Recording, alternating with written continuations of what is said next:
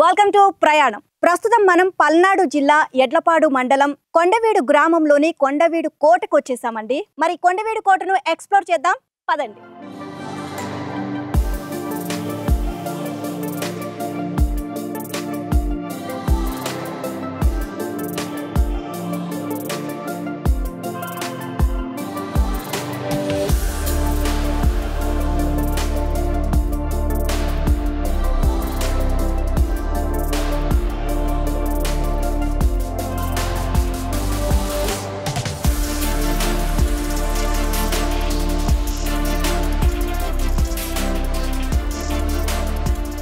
Ghat road దాటుకుంటూ మనం కొండవీడు కోటకైతే వచ్చేసాం. రెడ్డి రాజుల కాలంలో నిర్మించిన కోటకు సంబంధించి 21 నిర్మాణాలు ఉంటాయి. ఇవన్నీ కూడా మనము ఇక్కడి నుంచే మనం చూసుకుంటూ వెళ్ళాలి. అంతేకాకుండా విజయనగర రాజులు అలాగే రెడ్డి రాజులు నిర్మించిన దేవాలయాలు కూడా మనం ఇక్కడే సందర్శించవచ్చు. అండ్ దీనికి సంబంధించి ఇది ఒక అడ్వెంచర్ ట్రిప్ అనే చెప్పొచ్చు. చాలా మంది కూడా ట్రెక్కింగ్ చేయడానికి ఈ ప్లేస్నే ఎంచుకుంటూ ఉంటారు. చాలా పెద్ద పెద్ద కొండలు మనం ట్రెక్కింగ్ ఎక్కడానికి కూడా ఇక్కడ ప్లేసెస్ అయితే ఉన్నాయి. మనం కూడా ట్రెక్కింగ్ ఎక్కి ఆ ఎక్స్పీరియన్స్ ఎలా ఉందో కూడా చూద్దాం పదండి.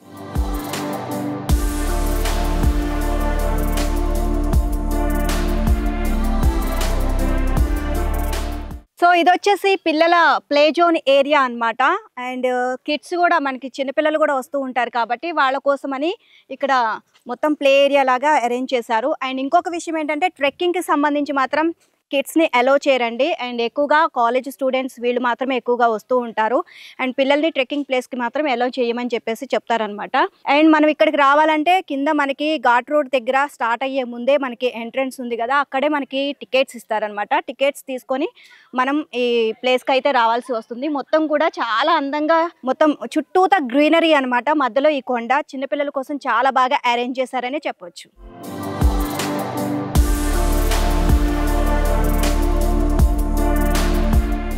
సో ఈ ప్లేస్ వచ్చేసి కెఫ్టేరియా అండి. వన్స్ ఒక్కసారి మనం కోట చూడడానికి వెళ్ళాము అంటే మళ్ళీ వెనక్కి తిరిగి రావాలంటే చాలా టైం పడుతుంది. సో అక్కడ మనకి ఏవి కూడా అవైలబుల్గా ఉండవు. ఇక్కడ వాటర్ బాటిల్స్ అలాగే తినడానికి అన్నీ కూడా ఇక్కడ కెఫ్టేరియా అయితే ఉంది. ఇక్కడ నుంచి మనం తీసుకొని వెళ్ళాల్సి వస్తుంది. సో మా ప్రయాణంలో కూడా మేము అడ్వెంచర్స్ చేయాలని అనుకుంటున్నాం కాబట్టి మాకు కూడా వాటర్ కావాలి. సో అందుకని వాటర్ బాటిల్స్ మేము కూడా తీసుకొని వెళ్తున్నాము. ఓకే, ఇంకా ఆలస్యం చేయకుండా మొత్తం కోట అంతా చుట్టేద్దాం పదండి.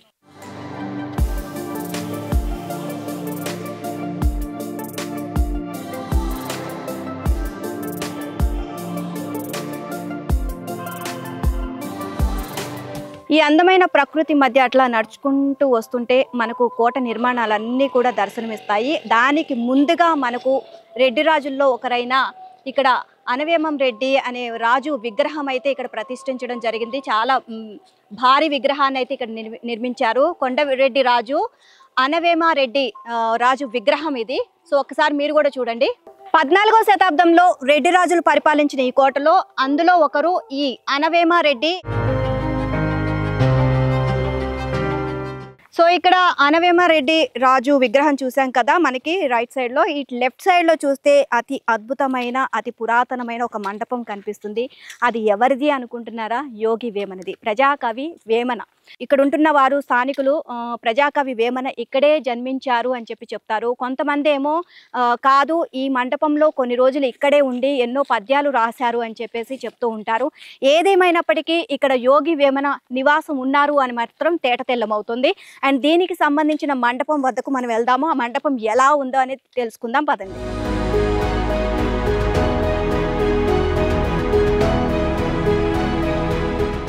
ఇదే ప్రజాకవి యోగి వేమన విగ్రహం ఇక్కడ ఉందండి. ఆయన విగ్రహాన్ని ఏర్పాటు చేయడం జరిగింది మండపము బయట.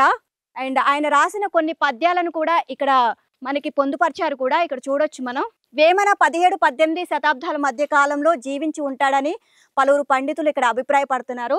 వేమన జన్మస్థలం మీద భిన్నాభిప్రాయాలు కొన్ని ఉన్నాయని చెప్పి చరిత్రకారులు చెప్తున్నారు. నేను ఇంతకు ముందే చెప్పాను కదా మీకు, కొంతమంది ఇక్కడ జన్మించారంటారు, లేదు ఇక్కడే పద్యాలు రాశారు అంటారు. యోగి వేమన మండపం అనమాట కొండవీడు కోట దగ్గర. ఇది ప్రజాకవి వేమన రాసిన పద్యాల్లో కొన్నిటిని ఇక్కడ పెట్టడం జరిగింది. కొండవీడుకు సంబంధించి ఒక పద్యం కూడా ఉందండి, నేను చదువు మీకు వినిపిస్తాను. ఇక్కడ ఏం రాశారు? ఊరు కొండవీడు, ఉనికి పశ్చిమ వీధి, మూగచింతపల్లె మొదటి ఇల్లు, అలాగే ఎడ్డిరెడ్డి కులమదేమని తెలుపుదు, విశ్వదాభిరామ వినురవేమ.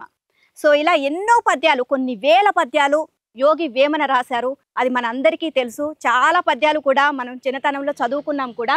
అండ్ ఇదే అండి యోగి వేమన మండపం. ఇక్కడే చాలా పద్యాలు యోగి వేమన కూర్చొని రాశారు అని చెప్పి చెప్తూ ఉంటారు. ఒక్కసారి లోపలికి వెళ్ళి ఆ మండపాన్ని ఎక్స్ప్లోర్ చేద్దాం పదండి.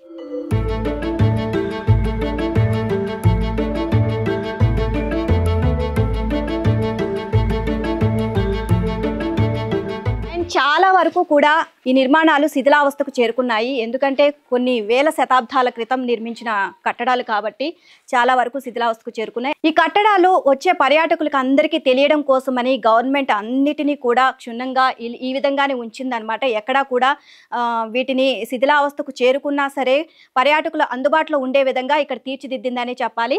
సో ఇదే యోగి వేమన మండపం అనమాట. ఈ మండపంలోనే యోగి వేమన నివాసం ఉన్నారు, ఎన్నో పద్యాలు రాశారు అని చెప్తారు చరిత్రకారులు.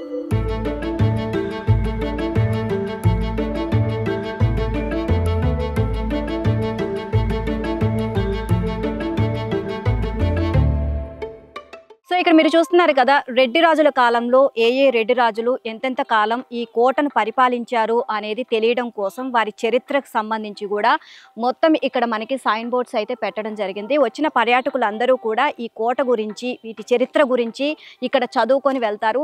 అండ్ ఈ పల్నాడు జిల్లా గురించి, అలాగే ఈ కోట చరిత్ర, ఇంకా అలాగే ఘాట్ రోడ్ గురించి మొత్తం కూడా రూట్ మ్యాప్ కూడా మనకి ఇక్కడ బోర్డ్స్లో పొందుపరచడం జరిగింది. సో మొత్తం కూడా రెడ్డి రాజులు ఇక్కడ ఎవరెవరు లాస్ట్ వరకు ప్రోలయ వేమారెడ్డి వరకు ఎవరెవరు ఉన్నారో, మొదటి నుంచి లాస్ట్ వరకు ఎవరు పాలించారో మొత్తం కూడా ఇక్కడ మనకి పొందుపరిచారు. విజయనగరం చక్రవర్తులతో పోరాడి మొత్తం పోయిన భూములను కూడా ఆయన కైవసం చేసుకున్నారని చెప్పాలి. ఈ మొత్తాన్ని కూడా విస్తరించారు. ఈయన హయాంలో మొత్తం కూడా సుపరిపాలన ఎంతో అందంగా జరిగింది అని చెప్తారు. అలా మొత్తం రెడ్డి రాజులు అందరూ కూడా ఇక్కడ ఎవరెవరు ఎప్పుడు పరిపాలించారో తెలుస్తుంది. లాస్ట్ రాచవేమారెడ్డి ఈయన హయాంలోనే ఈ కోటను విజయనగరం రాజులు చేతిలో ఈయన ఓడిపోయిన తర్వాత ఈ కోటను విజయనగరం రాజులు చేజిక్కించుకున్నారు. వాళ్ళ పరిపాలన సాగింది తర్వాత అని చెప్తారు చరిత్రకారులు.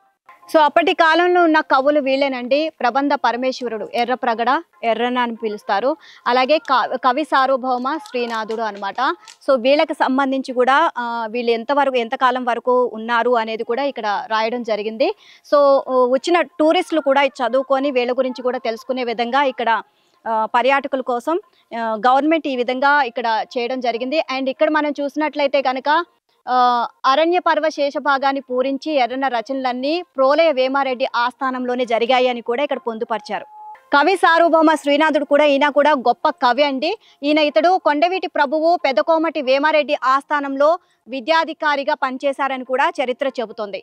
సో ఇటు చూస్తే మనకి కొండ నమూనా మొత్తం అంతా కూడా ఇక్కడ పొందుపరిచారు దీనికి సంబంధించి. అండ్ ఇక్కడ రూట్ మ్యాప్ మనకి ఏ విధంగా ఏ ఊర్లు ఇక్కడ ఉన్నాయి కానీ మొత్తం కూడా ఇక్కడ రావడం జరిగింది. అండ్ ఘాట్ రోడ్డుకి సంబంధించి కూడా ఇక్కడ రూట్ మ్యాప్ అయితే ఇక్కడ మొత్తం ఘాట్ రోడ్ ఏ విధంగా ఉంటుంది అని చెప్పేసి మనకి ఇక్కడ బోర్డు కూడా పెట్టారు.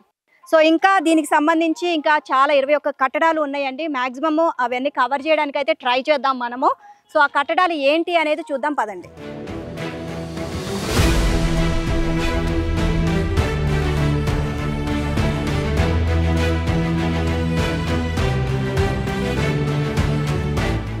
సో ఇక్కడ ట్రెక్కింగ్ పాయింట్సే కాదండి, ఇక్కడ వచ్చే పర్యాటకుల కోసం గేమ్స్ కూడా ఉన్నాయి. అండ్ ఇక్కడ పుట్టాలమ్మ చెరువు దగ్గర మనకి గుర్రపు స్వారీ కూడా ఉంది. దీనికి సంబంధించి ఇక్కడ పర్యాటకులందరూ కూడా గుర్రం ఎక్కి ఇక్కడ ఎంజాయ్ చేస్తూ ఉంటారు. హలో అండి. Hello madam. సో గుర్రపు స్వారీ ఎన్ని సంవత్సరాల నుంచి ఇక్కడ చేస్తున్నారు? 1 year చేస్తున్నారు. 1 year. వచ్చిన పర్యాటకులందరికీ ఎవరికి ఇంట్రెస్ట్ ఉంటే వాళ్ళతో చేపిస్తారా? అవును మేడం. సో ఎంత దూరం తీసుకొని వెళ్తారు? ఇక్కడ నుంచి 200 meters ఉంటుంది మేడం. 200 తీసుకొస్తాం. ఓకే. పర్ హెడ్ ఎంత? 50 rupees. 50 rupees. సో ఎప్పటి నుంచి ఏ టైం నుంచి ఏ టైం వరకు అవైలబుల్? అంటే మార్నింగ్ 9 నుంచి ఈవినింగ్ 6 వరకు ఉంటాం మేడం. ఓకే. తర్వాత వెళ్ళిపోతారా ఇంటికి మీరు? తర్వాత వెళ్ళిపోతాం. మళ్ళీ మార్నింగ్ అంటే ఇవి ఇక్కడే ఉంటాయి, మేము ఇంటికి వెళ్ళి వస్తాం. ఓకే. ఇక్కడే కట్టేస్తారు వీటికి. మరి ఫుడ్ ఎలా? ఫుడ్ మేము డైలీ పెడతాం మేడం. ఓకే. ఇక్కడ ఫుడ్ పెట్టేసేసి తీసుకొని వెళ్ళిపోతారు అనమాట. అంటే అక్కడ వాచ్మెన్స్ వాళ్ళు ఉంటారు, అక్కడ పెట్టేసి వెళ్తాం. వాళ్ళు చూసుకుంటారా? ఓకే. సో మళ్ళీ మార్నింగ్ మీరు మాత్రం వస్తారు, ఇక దీనికి మళ్ళీ వచ్చేటప్పుడు మళ్ళీ ఫుడ్ తీసుకొని వస్తారు? ఫుడ్ తీసుకొని వస్తాం. ఓకే. సో ఇంట్రెస్ట్ చూపిస్తారా వచ్చిన వాళ్ళు? Compulsory madam. కంపల్సరీగా. ఓకే. మొత్తం ఈ చివరి వరకు ఇక్కడ నడిపించుకుంటూ తీసుకుని వెళ్తారా? ఏం మొరాయించదు కదా? అసలు ఏమనదు మేడం. ఏమనదు. ఓకే. సో ఫ్రెండ్లీగా ఉంటది అనమాట.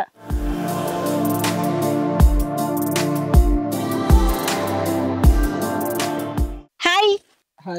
సో ఎక్కడి నుంచి వస్తున్నారు? మేము చిలుకలూరుపేట నుంచి. చిలుకలూరుపేట ఇక్కడ దగ్గరేనా? ఓకే. సో దేనికి వచ్చారు? కోటను చూడటానికా ట్రెక్కింగ్ కా?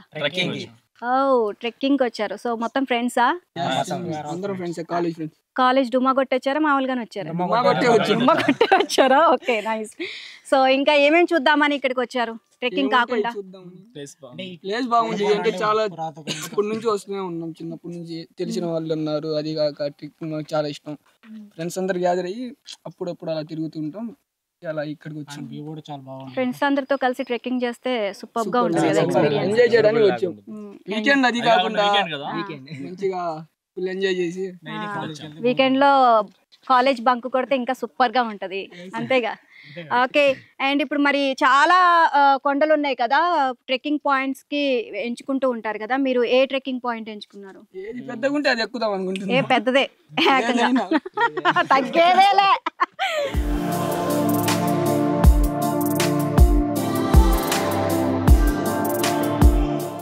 కొండ మీద అయితే 3 చెరువులు ఉన్నాయండి.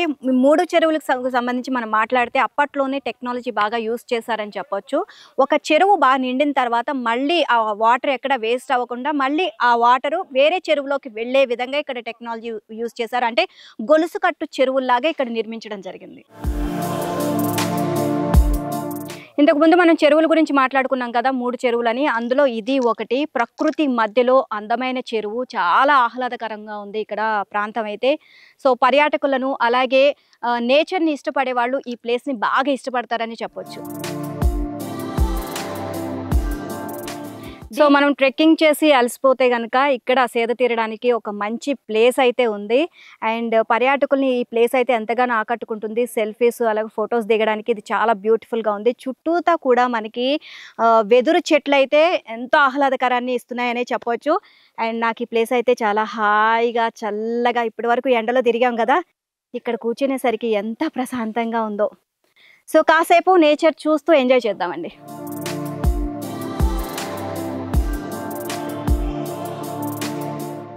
అండ్ ఇప్పుడు ఇది వచ్చేసి 3వ చెరువు అండి, వెదుళ్ళ చెరువు. దీనికి వెదుళ్ళ చెరువు అని పేరు ఎందుకు వచ్చిందంటే చుట్టూతా మనకి కనిపించేదంతా వెదుళ్ళతోనే ఉన్నాయి, అందుకే వెదుళ్ళ చెరువు అని పేరు వచ్చింది. అండ్ మనకి లెఫ్ట్ సైడ్ లో మనం చూసుకున్నట్లయితే కనుక ఇక్కడ పర్యాటకుల్ని ఆకర్షించడానికి గేమ్స్ కూడా ఉన్నాయి అని చెప్పాం కదా. అండ్ ఇక్కడ బోటింగ్ కూడా ఉందన్నమాట. అండ్ దాని పక్కన కూడా మనకి ట్రెక్కింగ్ పాయింట్ కూడా ఇచ్చారు, హై వ్యూ ట్రెక్కింగ్ పాయింట్ అంట.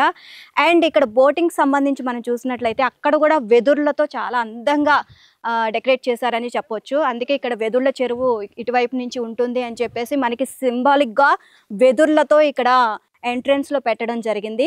అండ్ ఈ వెదుళ్ళ చెరువు పక్కనే మనకి ట్రెక్కింగ్ వ్యూ పాయింట్ ఉంది. ఈ పాయింటే మనకి నెమళ్ళ బురుజు అంట. నెమలి పురివిప్పిన విధంగా ఉంటుంది అని అంటున్నారు. ఉన్న బురుజుల్లో ఇదే అతి పెద్దయిన అలాగే పొడవైన బురుజు అని చెప్పేసి చెప్తున్నారు. అక్కడి నుంచి వ్యూ పాయింట్ అయితే చాలా హైట్ లో ఉంటుంది కాబట్టి సూపర్బ్ గా ఉంటుంది అని అంటున్నారు. సో మనం కూడా ఒకసారి విజిట్ చేద్దాం.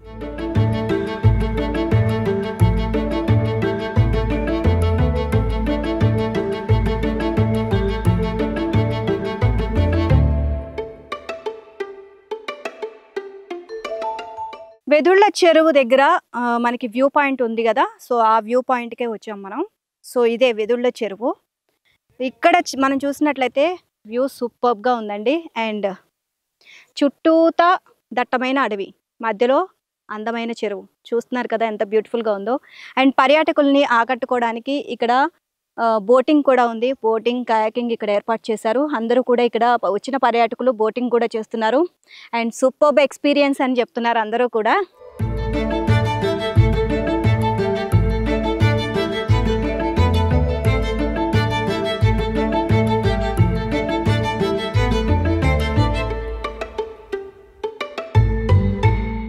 అంటే ఇక్కడ నడుచుకుంటూ కొంచెం సేపు సేద తీరాలి అని చెప్పేసి పర్యాటకులు అనుకుంటూ ఉంటారు. సో వాళ్ళ కోసం కొంచెం కాలక్షేపంగా ఉండడం కోసమని ఇవన్నీ ఏర్పాటు చేశారని చెప్పొచ్చు.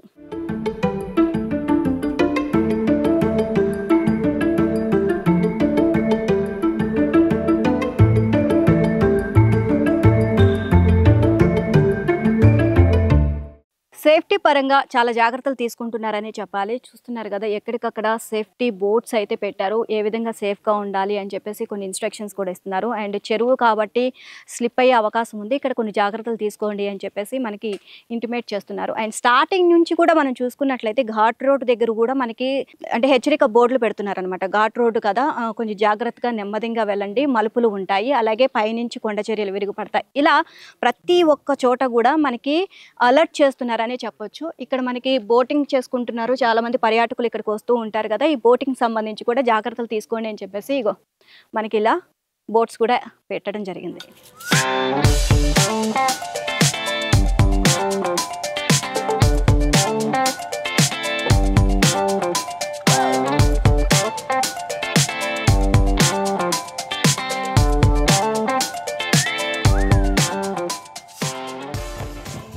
మన ప్రయాణంలో ఇలాంటి అడ్వెంచర్స్ కూడా ఉంటాయండి.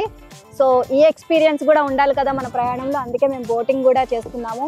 అండ్ ఇది ఒక మంచి ఎక్స్పీరియన్స్, స్వీట్ మెమరీస్ లాగా మిగిలిపోతాయి మనకి లైఫ్లో. అండ్ మనకి అందరికీ కూడా ఇక్కడ ఉన్న టూరిస్టులకి, వచ్చే పర్యాటకులకి ఎటువంటి ఇబ్బంది లేకుండా సో ఇట్లాంటి మధ్య మధ్యలో ఎంజాయ్మెంట్స్ కోసమని ఇలాంటి గేమ్స్ కూడా పెట్టడం జరిగింది. సో అందరూ కూడా ఇక్కడ చాలా మంది కాలేజ్ స్టూడెంట్స్ ట్రెక్కింగ్కి వస్తున్నారు, ఈ బోటింగ్ కూడా బాగా ఎంజాయ్ చేస్తున్నారని చెప్పొచ్చు. మేము కూడా బాగా ఎంజాయ్ చేస్తున్నామండి. అసలు క్లైమేట్ మాత్రం సూపర్గా ఉంది, చుట్టూతా పచ్చని చెట్లు, ఈ మధ్యలో జలపాతం లాగా ఇక్కడ చెరువు ఉండడం అసలు చాలా హ్యాపీగా అనిపిస్తుంది. మీరు కూడా ఈ ఎంజాయ్మెంట్ని చూస్తూ ఎంజాయ్ చేయండి.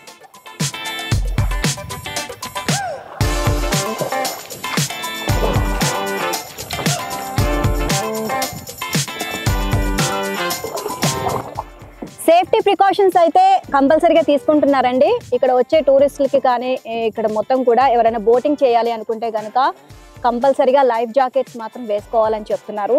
సో లైఫ్ జాకెట్స్ లేనిదే అలో మాత్రం చేయట్లేదు. కొంతమంది స్టైల్కి, వీడియోస్ కోసం, ఫొటోస్ కోసం లైఫ్ జాకెట్స్ వేసుకోమని చెప్తూ ఉంటారు. అలాంటి వాళ్ళని మాత్రం అలో చేయట్లేదు. ఇక్కడ చాలా స్ట్రిక్ట్ రూల్స్ అయితే ఫాలో అవుతున్నారు. జాకెట్స్ వేసుకొనే మీరు బోటింగ్ చేయాలి అని చెప్పేసి స్ట్రిక్ట్గా చెప్తున్నారు అనమాట.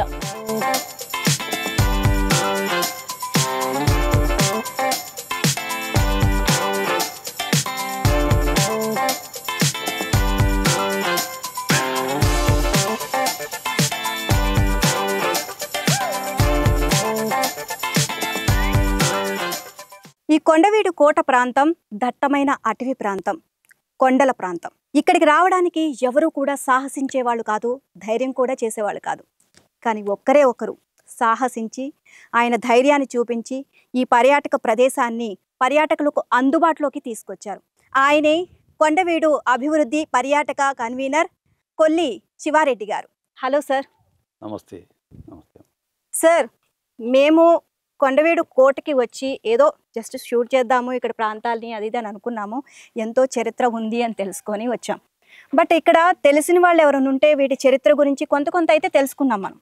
సార్ ఇంకా లోతుగా వెళ్తే దీని వెనక ఇంకా చాలా చరిత్ర ఉంది, దీని వెనక చాలా ఆనవాళ్ళు ఉన్నాయి అని చెప్పేసి మాకు తెలిసింది. అండ్ ఇది ఫస్ట్ నుంచి కూడా మాకు అందుబాటులోకి, పర్యాటకులందరికీ కూడా అందుబాటులోకి తీసుకువచ్చి దానికి ఎంతో కృషి చేశారు మీరు అని చెప్పి మాకు తెలిసింది. సో మిమ్మల్ని తీసుకొచ్చి వీటి గురించి మేము తెలుసుకుంటే మాకు ఇంకా తెలియని విషయాలు చాలా తెలియజేస్తారని మీ దగ్గరికి రావడం జరిగింది. మామూలుగా కోటలు 4 రకాలు. ఒకటి జలదుర్గము, స్థలదుర్గము, వనదుర్గము, గిరిదుర్గము. ఈ 4 దుర్గాల్లో ఇది 4వ కేటగిరీకి చెందిన గిరిదుర్గం. గిరిదుర్గం అన్ని దుర్గాల కంటే కూడా చాలా పవర్ఫుల్, బలిష్టమైన దుర్గము. అది భారతంలో కూడా చెప్పారు, ఈ గిరిదుర్గంలో దేవతలు నివసిస్తారు. సో ఈ కొండవీడు అనేది ఒక గిరిదుర్గం, కొండలలో కట్టిన కోట, శత్రు దుర్భేద్యంగా ఉంటుందని ఆనాడు 1325లో పులోలయ వేమారెడ్డి అనే ఒక రాజు కొండవీడు రాజ్యాన్ని స్థాపిస్తూ మొదట అద్దంకి రాజధానిగా చేసుకొని కొండవీడిని 2వ రాజధానిగా చేసుకొని పరిపాలిస్తూ ఉన్నారు. ఈ క్రమంలో వాళ్ళ చుట్టూ ఉన్న రాజులు, విజయనగర రాజులు కానివ్వండి, బహమన్లు కానివ్వండి, ఇంకా ఇతర రాజులు దాడులు ఎక్కువై ఆ దాడులను తట్టుకోవటానికి అద్దంకి అనేది స్థలదుర్గం, ఆ దుర్గం పనికిరాదు అని వాళ్ళు ఇక్కడికి షిఫ్ట్ చేయటం జరిగింది. అయితే ఈ కొండవీడు రెడ్డి రాజుల కాలంలోనే ఉందా లేకపోతే అంత ముందు లేదా అంటే ఉంది. ఇది క్రీస్తు శకం 1-2 శతాబ్దాల కాలంలోనే బౌద్ధులు ఇక్కడ ఆవాసం ఉన్నట్లు మనకి చాలా వాళ్ళ యొక్క నిర్మాణ శైలి కొంత మనకు బయటపడింది. సో దాంట్లోనే శివాలయం, అనపోతారెడ్డి నిర్మించిన శివాలయం గర్భగుడిలో కింద చైత్యం బయటపడింది. సో ఇవన్నీ అసలు ఆ రాళ్ళు ఇక్కడ ఉండవు, ఎక్కడో పల్నాడు నుంచి తెచ్చినవి. ఆ ఒక్క కన్స్ట్రక్షన్స్ బౌద్ధుల కన్స్ట్రక్షన్స్ తప్పితే వేరేగా ఎక్కడా కూడా ఆ రాళ్ళు వాళ్ళ. సో వాళ్ళు జనరల్గా ఏంటంటే సున్నపు రాతిని వాడటం అలవాటు బౌద్ధులకి, అవే ఇక్కడ వాడటం జరిగింది. కాబట్టి క్రీస్తకం 1-2 శతాబ్దాల నుంచి ఇక్కడ చరిత్ర ఆనవాళ్ళు ఉన్నాయి. అయితే ఇది క్రీస్తు శకం 13-14 శతాబ్దాల్లో ఈ కోట చాలా ప్రాచుర్యం చెందింది. ఎందుకు చెందింది అంటే దీన్ని ప్రధాన కేంద్రంగా ప్రధానంగా రాజధాని చేసుకొని ప్రోలయ వేమారెడ్డి తన రాజ్యాన్ని స్థాపించాడు.